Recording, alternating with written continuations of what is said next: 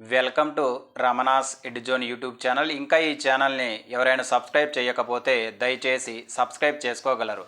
మనము ఈ చిన్న వీడియోలో ఈవో గ్రేడ్ 3కి సంబంధించి పేపర్ 2లో భాగంగా కొన్ని ముఖ్యమైనటువంటి సంవత్సరాలను ఎగ్జామినేషన్ పాయింట్ ఆఫ్ వ్యూలో చర్చించుకుందాం. అందులో భాగంగా మనకు ఫస్ట్ పాయింట్ గమనించినట్లయితే 1802వ సంవత్సరం. ఈ 1802వ సంవత్సరం అనగానే మనకు గుర్తురావాల్సిన ముఖ్యమైనటువంటి అంశం ఏంటంటే మద్రాసు శాశ్వత శిస్తు విధాన చట్టం అమల్లోకి వచ్చినటువంటి సంవత్సరమే ఈ 1802 అని గుర్తుపెట్టుకోవాలి. సో నెక్స్ట్ ఏంటిది 2007 సంవత్సరం.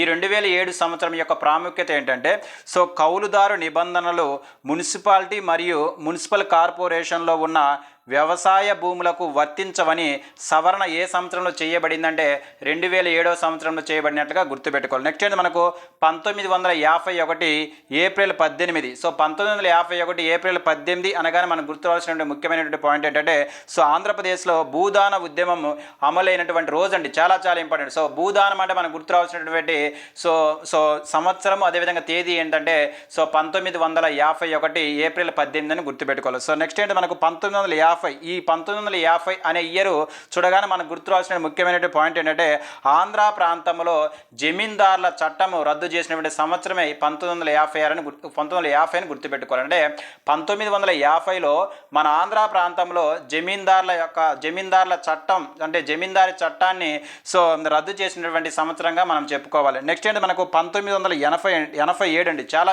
ఇంపార్టెంట్.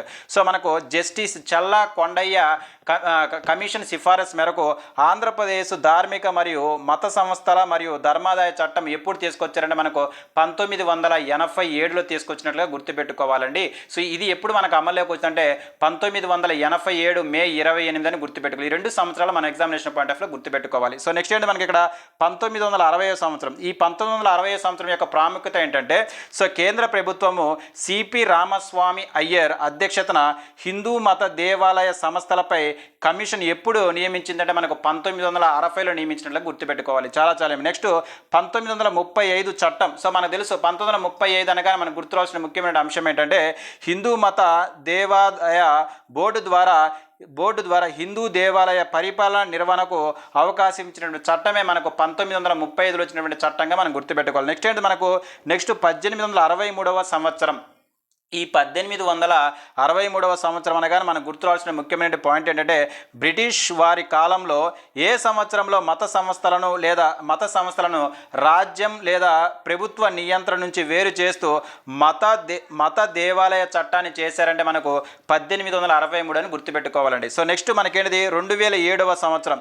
ఈ 2007వ సంవత్సరం అనగానే మనకు గుర్తురావాల్సిన ముఖ్యమైనటువంటి పాయింట్ ఏంటంటే ఏ సంవత్సరంలో దేవాదాయ శాఖ చట్టానికి సవరణలు జస్టిస్ వెంకటరామరెడ్డి కమిషన్ సూచనల ప్రకారము చేయడం జరిగిందంటే మనకు 2007 అని గుర్తుపెట్టుకోవాలి. అంటే మనకు 1987లో వచ్చినటువంటి చట్టాన్ని 2007వ సంవత్సరంలో జస్టిస్ వెంకటరామరెడ్డి కమిషన్ సిఫారసు మేరకు సవరణ చేసినట్లుగా మన ఎగ్జామినేషన్ పాయింట్లో గుర్తుపెట్టుకోవాలి. నెక్స్ట్ ఏంటి మనకు 1979వ సంవత్సరం. ఈ 1979వ సంవత్సరం అనగానే మనకు గుర్తురావాల్సిన ముఖ్యమైనటువంటి అంశాలు అంటే టీటీడీ చట్టం. అంటే మనకి ఇప్పుడు తిరుమల దేవస్థానాల చట్టాన్ని ఏ సంవత్సరం చేశారంటే మనకు 1979లో చేశారని గుర్తుపెట్టుకోవాల్సిన అవసరం ఇక్కడ అంతైనా ఉన్నది.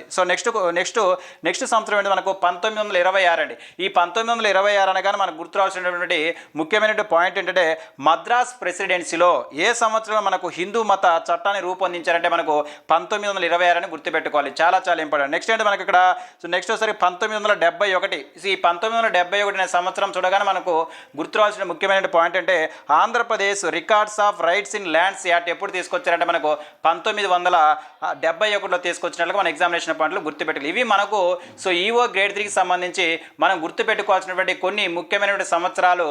వచ్చే వీడియోలో మరొక టాపిక్ గురించి మనం ఎగ్జామినేషన్ పాయింట్ ఆఫ్ వ్యూలో చర్చించుకుందాం. Thank you.